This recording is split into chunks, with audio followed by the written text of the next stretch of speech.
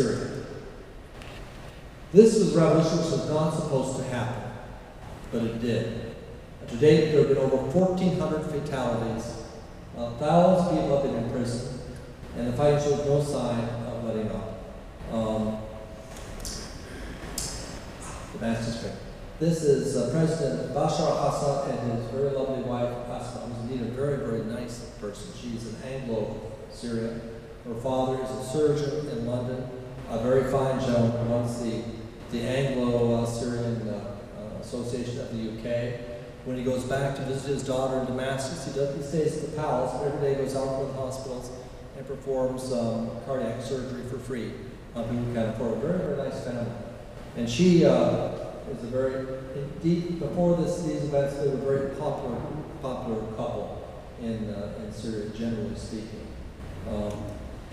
Beginnings, you have to go back to 2000. Hafez al-Assad had ruled Syria for 30 years. Because he died in 2000, Parliament had to amend the Constitution in order to allow a mandatory age of president from 40 down to 34 years of age, because Bashar was 34 years of age. Bashar was the second choice to take over from Hafez. His heir apparent was his older brother, Basil, who was killed in a car crash in 1994. But on July 10th, 2000, Bashar was elected president by popular referendum. In nice Middle Eastern style, over 97% of people voted for him. Now, Bashar said he would reform, but these reforms were limited to just some market reforms. But this started out really with the Damascus Spring. Because the summer of 2000 saw the birth of what we call Damascus Spring. Pro-democracy activists mobilized around political demands called the Manifesto of the 99. But by autumn 2001, the movement had been suppressed. Some of the leading intellectual members were thrown into prison.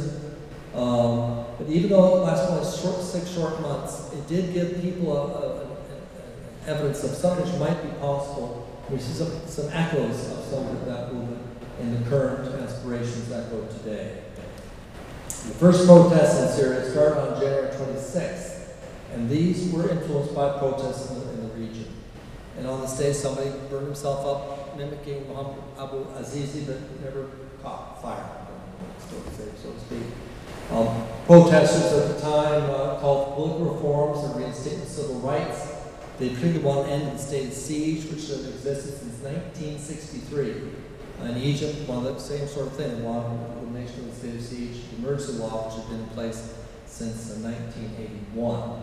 It's been revoked in Egypt, and one of his concessions was indeed to revoke the state of siege in Syria as well. That has been done with no impact, unfortunately.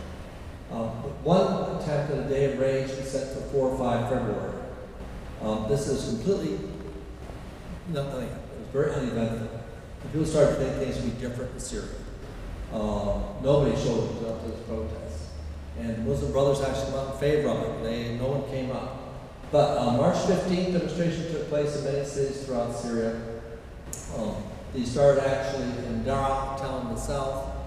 These were largely, it appears, sponsored by, not by Muslim Brothers as much by Salafis, who were being sponsored very covertly by Saudi Arabia.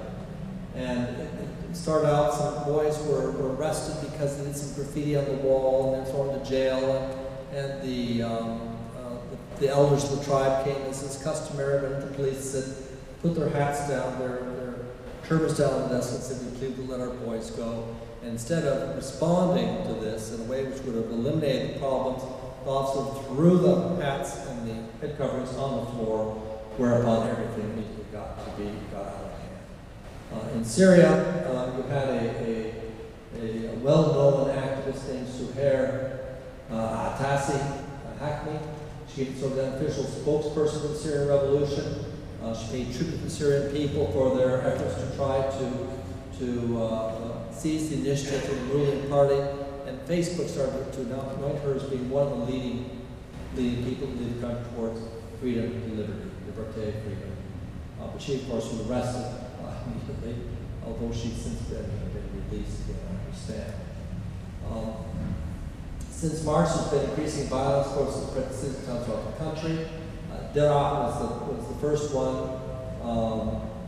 Tried to quash that with military force, didn't work.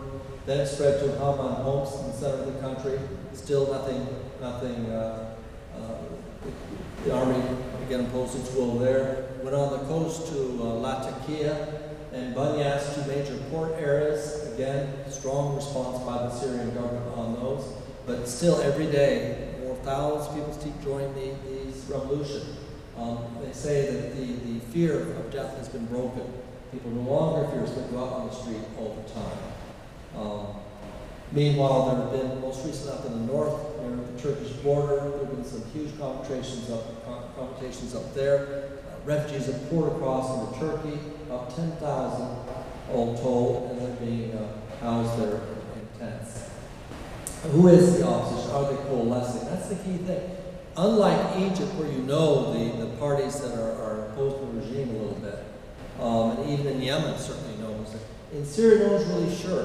The Muslim Brothers have been underground since they were bashed to death in 1982, when Hafez al-Assad destroyed the city of Hama with 10,000 casualties, maybe 20,000 casualties among the Muslim Brothers. Muslim Brothers at the time were trying to overthrow the regime, and Hafez al-Assad said no way, to war against them, and largely eviscerated them as a force in Syria at that time. Since then, they have, of course, regrouped. They are viewed to be the one organized group in the country.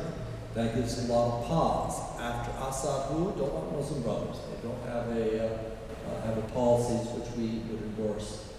Would not be favorable to our policy with Israel, so would not be favorable to our own foreign interests. So we have a very amorphous collection of human rights activists, secular opponents of change. You also have outside some other figures. You have two former vice presidents. Abdul Khadam, who is really sticky fingers, not very popular at all. Then you have a very quizzical figure called Rifat al-Assad. He's Bashar's uncle, the brother of Hafez al-Assad. Rifat was sort of pro-American in the Assad family. He wanted Syria to do like Saddam did, move towards the Americans away from the Russian camp. His brother felt otherwise. They had a falling out. His brother became ill. There was an allegedly attempted coup. So Rifat was asked to leave the country. He's been exiled ever since. He's a very impressive man, very charismatic. Insists he still has a lot of influence in the country as a whole. He does have influence in some of the military, and certainly in the Alawite community. But how extensive that is anyone's guess. This is my favorite posters over here. It kind of says it all. It says the regime down to the regime of criminals. And the criminals outlined are Bashar, Maher, his brother, Rami. We'll talk about him in a minute. He's the leading corrupt business person. And over here's Hezbollah from Lebanon, the Shiite group. Because, of course, one of the things that Syria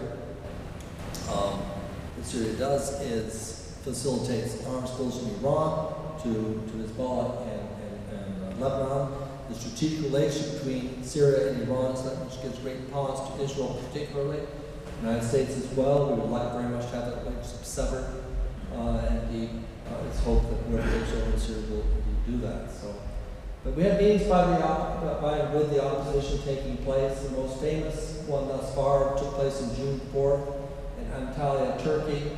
I initially thought this gathered together a whole nice grouping of Islamic and moderate secular activists. In fact, I've learned since it's largely Muslim Brothers and Islamic activists.